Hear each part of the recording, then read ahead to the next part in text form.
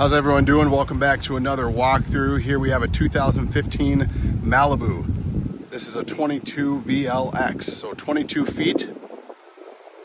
Favorite thing about this boat is not only the price point, but it comes ready to rock. That means plumbed in ballast, surf gate, and a power wedge.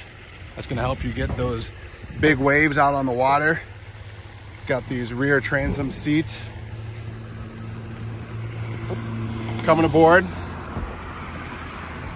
we have the Malibu screen setup,